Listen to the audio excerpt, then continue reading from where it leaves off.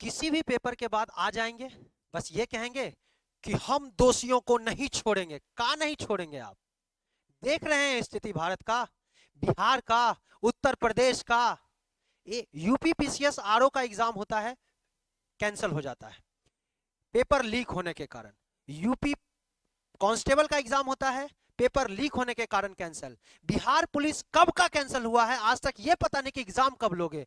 Bihar TRE BPSC का exam, BPSC जैसी संस्था एग्जाम कराती है और ये पता चलता है कि 2 दिन पहले से हजारीबाग में सॉल्वर गैंग क्वेश्चन सॉल्व कर रहे हैं और आप कहेंगे कि दोषियों को नहीं बख्शा जाएगा।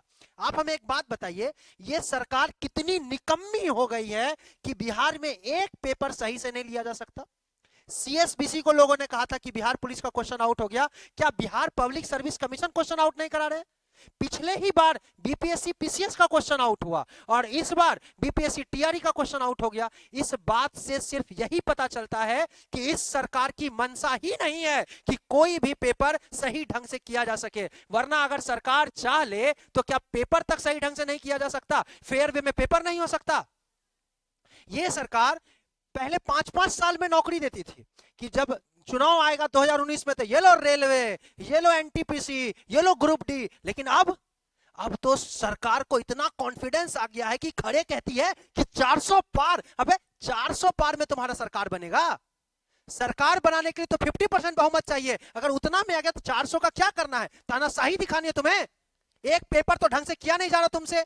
दूसरा, कोई पेपर तुम ढंग से करवाओ या ना करवाओ, एग्जाम तो निकालते ढंग ना हो तुमसे। एग्जाम निकालते ही नहीं है। इस बार तो ऐसा लग रहा है जैसे कि इनको पहले से पता है कि जीत तो हमारी निश्चित है, इसीलिए चुनाव में भी रेलवे की बात नहीं करेंगे और करेंगे तो 6000 वैकेंसी देंगे और कहेंगे कि हम हर साल देने का सोच रहे हैं। नालायक, इतना दिन से काहे नहीं सोचे हर साल देने का? क्यों नहीं सोचे? इस बात का जवाब कौन देगा? हम आपसे ये कहना चाहते हैं दोस्तों कि अब आपको अपने हक के लिए, हम सबको अपने हक के लिए जगना होगा, वरना ये न्यूज आती रहेगी। क्या कहेगी सरकार? हम देखो ईमानदारी से परीक्षा लेते हैं, इसीलिए पेपर कैंसिल हुआ, तो आज हम पेपर कैंसिल कर रहे हैं क्योंकि पेपर लीक हो गया। हम ईमानदारी से परीक्षा लेते हैं। लीक भी तुम ही करवाए हो बिना तुम्हारी मर्जी के। बीपीएससी जैसी संस्था से पेपर कैसे निकल सकता है, वो भी 2 दिन पहले? और कितने निकम्मों को पेपर दिए हो ये तो देखो। कितने निकम्मों के पेपर दिए हो कि टाइप 2 दिन का समय उनको मिलता है, फिर भी वो हरामखोर चिलगोजे प्रकार के प्रवृत्ति के लोग जो जानवर हैं, इंसान कहने लायक, कहलाने लायक नहीं है, वो एडमिट कार्ड में लिख के आंसर लेके जाते हैं इस तरह। और अभी भी तुम्हारी जांच ही चल रही है।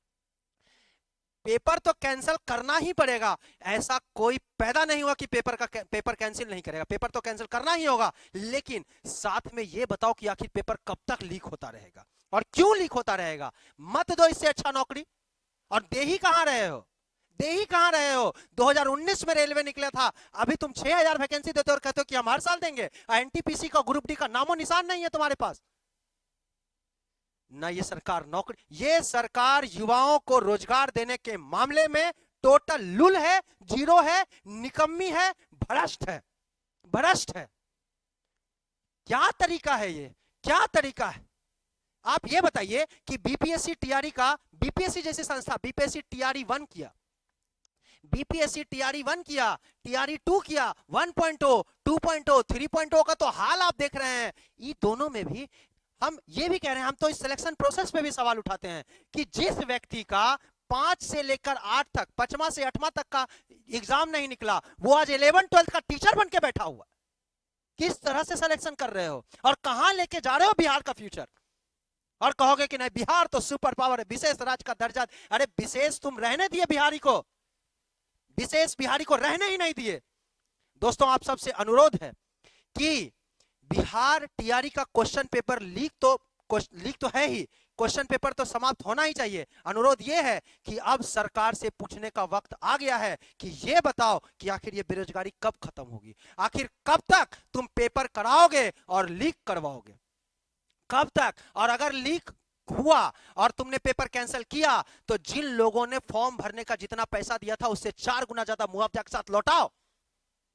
समय तो तुम दे नहीं सकते वापस। समय तो, अरे सिर्फ चुनावी जुमला करने से कुछ नहीं होगा।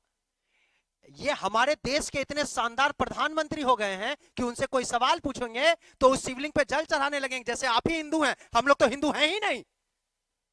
और हिंदू और मुस्लिम राजनीति में कहां से आ गया? देश चलाने में हिंदू मुस्लिम सिख ईसाई कहां से आ गए?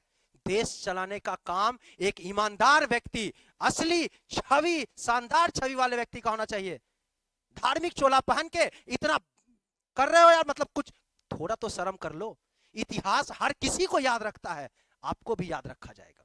मेरे दोस्तों, हम आप सबसे कहना चाहेंगे कि ऐसे क्वेश्चन, बीपीएससी जैसी संस्था क्वेश्चन पेपर लीक कर रही है, तो ऐसी क्वेश्चन पेपर लीक की घटना अब ना हो, इसके लिए हम सबको आवाज उठाना होगा। आप इस वीडियो में अपना लाइक, शेयर ये सब करिए, कमेंट करिए, और हम आपके साथ ही पूछना चाहेंगे कि आगे क्या राह करनी चाहिए ताकि हमारा क्वेश्चन पेपर लीक अब ना हो। ये लीक समस्या से ये जो लीक काल चल रहा है ना आजकल, पेपर लीक काल, an era of paper leak, इससे दूर करना होगा सर।